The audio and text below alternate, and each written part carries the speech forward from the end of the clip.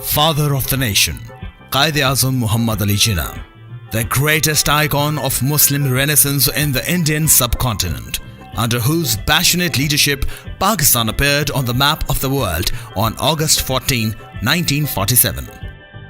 This great visionary leader who left his indelible impressions on the political horizons of the 20th century was born on December 25, 1876 at Wazir Mansion, located inside the Kharadar neighborhood of Karachi. In the early ages, he was groomed at centers of educational excellence such as Church Mission School, Sindh Madrasatul Islam and Lincoln's Inn, London. Trading along the winding tracks of politics while moving forward on the bright path of awareness and wisdom, this trailblazer of the Indian Muslims brought them home with the help of his leadership skills, unity, faith and discipline. He led his nation to its destiny, where the shadows of servitude were retreating, giving way to a bright dawn of independence. The resolution of Pakistan in 1940 was the pinnacle of the struggle, made by the Muslims of India with Muhammad Ali Jinnah as their leader, who instilled a steely determination and a growing passion in them, for almost 3 decades. Now the journey of independence had reached a point where the Iqbal's dream of Pakistan was soon to be realized. The formation and structure of an Islamic welfare state were taking shape, and whose concept was presented by Iqbal while presiding over the annual session of Muslim League in Allahabad in the year 1930. From there on, the struggle for the creation of Pakistan gained momentum for the next 7 years. Jinnah toured the whole subcontinent and filled the hearts of millions of Muslims with an incredible zeal for the creation of an independent homeland. Wherever his message reached, people vowed to make all sacrifices in the way of realizing this dream under the spirited leadership of Quaid-e-Azam. Although the destiny was achievable, but it needed relentless struggle and selfless sacrifice. In 1942, the British government appointed Sir Stafford Cripps to hold talks with the Indian Congress, which was demanding autonomy, and Quaid-e-Azam, who was determined to create Pakistan. However, the negotiations failed. During September 1944, talks were held between Jinnah and Gandhi to resolve Hindu-Muslim differences. The talks lasted for 16 days and ended without any positive results. In Shimla, Viceroy Lord Wavell convinced a conference of political leaders and presented a proposal for forming an interim central government, but a settlement could not be reached over the allocation of seats for Muslims in the cabinet. Jinnah was of the view that Muslim League was the sole representative party of Indian Muslims, hence all Muslims ministers should come from the party. To present the evidence of his claim, Jinnah made a call for general elections. The Viceroy endorsed Jinnah's call and made announcement for general elections. In 1946, general elections were held in the subcontinent. Both Congress as well as Muslim League participated in the elections, advocating a united India and independent Pakistan, respectively. All the Muslim seats in central government were secured by the Muslim League. The general elections of 1946 proved the fact that the ultimate demand of the Indian Muslims was creation of Pakistan, and Quaid-e-Azam was their greatest leader. As a result of cabinet missions negotiations with the political figures of subcontinent, the premises for the creation of Pakistan was given shape through a plan for immediate setup of an interim government. Muslim League endorsed the plan immediately. However, Congress did not agree to join the interim government at par with Muslim League, and hence the plan was rejected by Congress. In a short span of 7 years, every step taken towards the destiny of independence brought the people closer to the realization of their dream.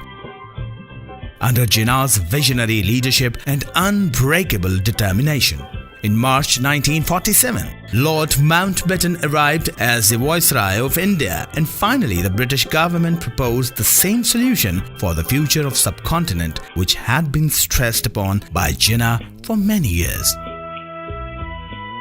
The subcontinent was to be partitioned. When Lord Mountbatten announced the partition plan on June 3, 1947, Jinnah gave the news of a new life to the people in a radio address. That I am afforded the opportunity to speak to you directly through this radio from Delhi.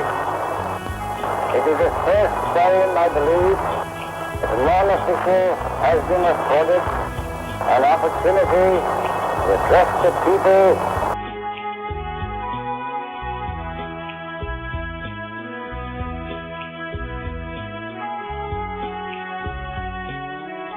On August 7, 1947, after decades of political and legal struggle, Jinnah set his foot in Pakistan.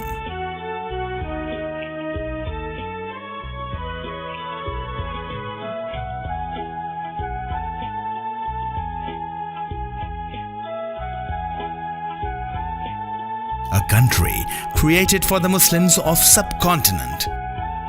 People swarmed to welcome their beloved leader.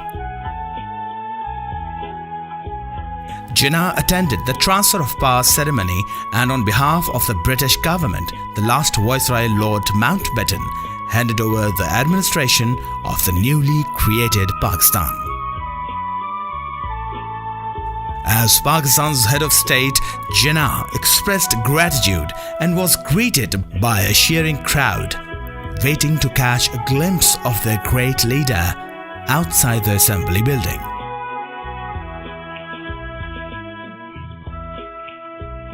The creation of the new state has placed a tremendous responsibility on the citizens of Pakistan. The ceremony for transfer of power on August 14, 1947 was the declaration of Pakistan's creation.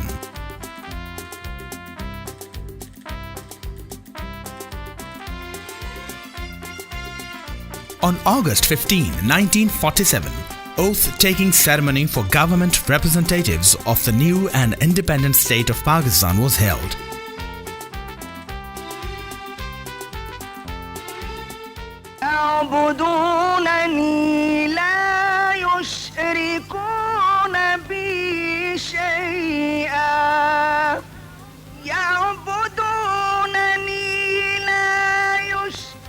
After the recitation of the Holy Quran, father of the nation, Quaid-e-Azam Muhammad Ali Jinnah took the oath as the Governor General of Pakistan. The Chief Justice of Pakistan presided over the oath-taking ceremony. Quaid-e-Azam had taken it upon himself to create a separate homeland for the Muslims of subcontinent, where they would live according to the Islamic principles. He achieved this unimaginable goal. Liaquat Ali Khan assumed the role of Prime Minister. Other ministers included I. Chandrigar, Malik Ghulam Muhammad, Sardar Abdul Rabb Nishtar, and Ghazanfar Ali Khan.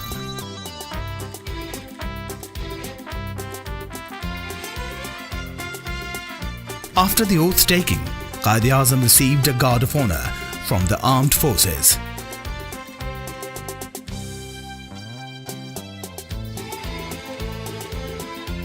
Quaid expressed his expectations from the armed forces sometime later while addressing the soldiers. He said, "We have to prove that we fully deserve the newly achieved independence. Now you have to safeguard the promotion of values and principles of Islamic democracy, social justice, and equality in your homeland. If you stick with the golden principle of determination, discipline, and selfless devotion, then there's nothing that you cannot achieve."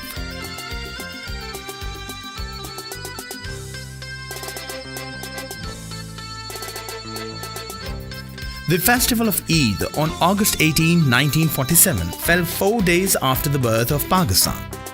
Quaid-e-Azam offered the Eid prayers among the general public, stressed upon unity, faith and discipline in his message to the nation. Due to some unwise decisions made by the Demarcation Commission created for the partition of subcontinent, religious violence erupted once again and mass killings took place. Hundreds of thousands of hapless Muslim migrants reached Pakistan in the form of caravans by train or on foot. For a newly formed state, relief and resettlement of such huge numbers of migrants was a daunting challenge, unfathomable in today's age. However, Quaid-e-Azam showed extraordinary determination and courage to handle this crisis. He visited the immigrants' camps in Karachi and Lahore, gave them hope with assurance and initiated different projects for their resettlement. In the meantime, Indian armed forces launched an attack on Kashmir using its puppet ruler's declaration of annexation as an alibi. The United Nations helped secure a ceasefire and military action came to a halt. Thousands of Kashmiri refugees sought shelter in Azad Kashmir and Pakistan. The newly created state of Pakistan was facing grave threats. Quaid-e-Azam was battling with these monumental challenges with his firm determination while also managing other matters of the state.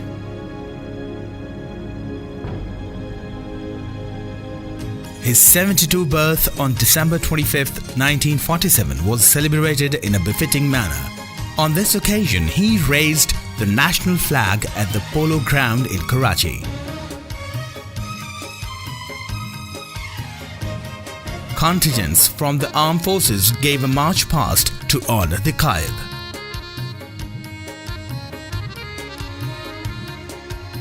Quaid-e-Azam wished to see Pakistan as a strong nation upon which no enemy could cast an evil eye. This exceptional leader was loved by everyone in his nation, and he was a source of inspiration for the young and old. His life was a story of relentless struggle and had a happy ending marked with great success. After the creation of Pakistan, he didn't merely administer the state affairs from the capital city of Karachi, but made himself present wherever required. Over time, his constant engagements and hectic routine kept damaging his health.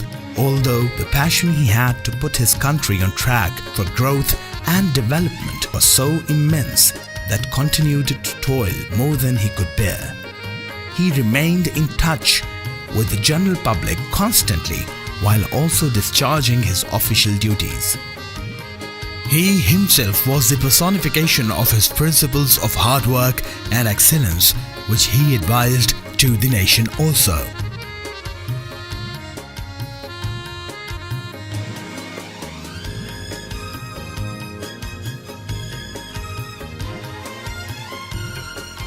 Due to his insight and resourcefulness, in less than 1 year after the creation of Pakistan, its economy gained so much momentum that the country was able to establish its central bank. State Bank of Pakistan was inaugurated by Quaid-e-Azam on July 1, 1948. In his speech, the Quaid said, "The economic system of the West has created unthinkable problems for humanity. We must present a model economic system based on genuine Islamic concepts of equality and social justice. By implementing such a model, we shall be fulfilling our duty as Muslims while sending out a message of peace to the world, and only that can save humanity from the horrors of the wars. It will be a symbol of prosperity for the mankind." The Quaid inaugurated the state bank by unlocking its front door. This was the last time he attended a public gathering. His health was rapidly deteriorating, and doctors advised him complete rest and a change of environment. He was shifted to Ziyarat, where he received medical treatment while staying at the Ziyarat residency. Quaid-e-Azam breathed his last upon returning to Karachi on the night of September 11, 1948. The whole nation mourned the death of its greatest leader, and huge number of people attended the funeral of their Quaid, who gave life to their dream of independence.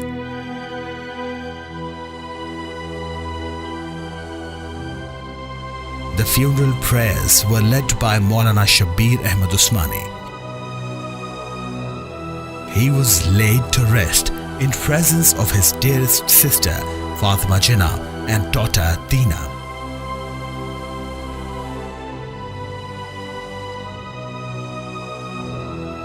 A group of soldiers from Pakistan Army paid respect to the founder of the nation. Recitation of the Holy Quran and special prayers continued at his resting place for 40 days. A magnificent mausoleum has been built above the resting place. Every day, especially on national holidays, including Quaid-e-Azam's birth and death anniversary, the mausoleum is visited by large crowds who pray for his eternal peace and renew their pledge of making Pakistan progress and prosper.